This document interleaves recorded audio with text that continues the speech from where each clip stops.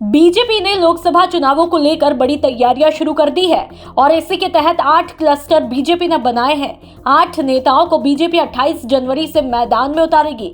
राजेंद्र राठौड़ भरतपुर, करौली, टोंक, सवाई माधोपुर से, अरुण चतुर्वेदी झुंझुनू, अलवर, सीकर से, तो वहीं सतीश पूनिया गंगानगर, बीकानेर, चूरू से और प्रभुलाल सैनी को चित्तौड़गढ़, बांसवाड़ा, उदयपुर, डूंगरपुर की जिम्मेदारी दी, तो वहीं राजेंद्र गहलोत को जयपुर ग्रामीण, जयपुर, दौसा का जिम्मा दिया है। नारायण पंचारिया को कोटा, बूंदी, झालावाड़ की जिम्मेदारी सौंपी है।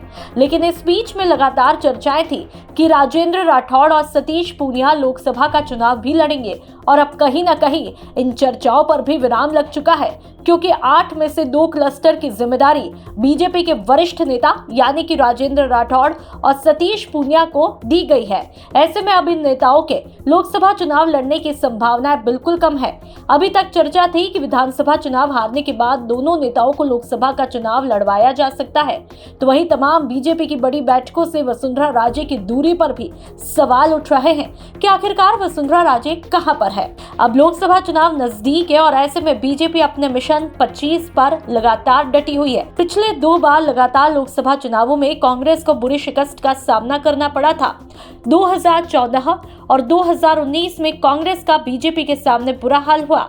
दरअसल राजस्थान में भारतीय जनता पार्टी ने विधानसभा की 115 सीटों पर जीत हासिल की।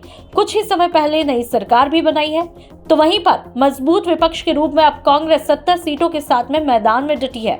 इसी के चलते राजस्थान की 25 लोकसभा सीटों पर जीतने के लिए मिशन 25 की शुरुआत बीजेपी ने की है।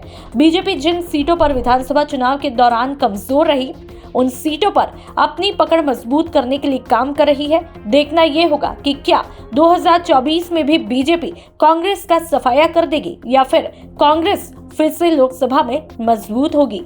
ब्यूरो रिपोर्ट, राजस्थान तक।